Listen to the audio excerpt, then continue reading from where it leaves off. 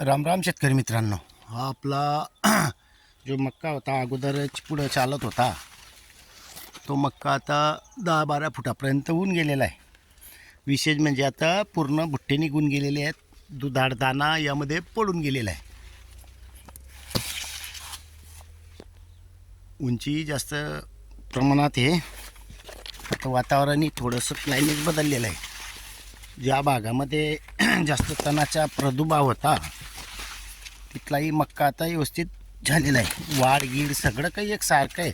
निसवणी एकसारखी झालेली आहे. फक्त सुरुवातीला तो मागं पडला होता, पण आता क्लिअर झालेला आहे.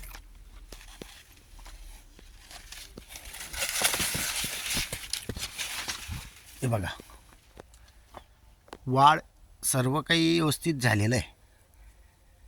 सुरुवातीला थोडं मागे दिसत होता, शंका होती की बुवा वाढ होईल का नाही होईल. तर शेतकरी मित्रांनो, तो आता जोमात आलेला आहे. थोडंसं आपल्याला मेहनत करावी लागलेली आहे. नाही बी केली असती तरी बी समजा होऊन गेलं असतं, त्यात काही नाही. पण पाणी आपण एक्स्ट्रा दिलं गेलं अजून, विशेष म्हणजे त्याचाही फायदा आपल्याला लवकर दिसला. आणि शेतकरी मित्रांनो, त्या सुरुवातीचं थोडं कठीण झालं होतं, त्याच्यामुळे बुट्टेही त्याचे थोडे खालती लागलेले आहेत. मला वाटतं त्याचा एक बेनिफिट भेटू शकतो आहे.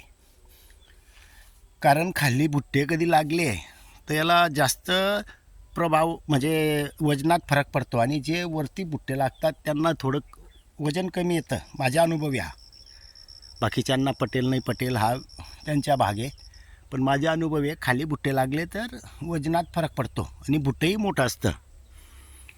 ज्या भागामध्ये अगोदर मक्का चांगला होता तिथे बुट्टे मात्र थोडे वरती आलेले आहेत, आणि ते थोडे म्हणजे जिथं लागायला पाहिजे तिथं लागलेले आहेत.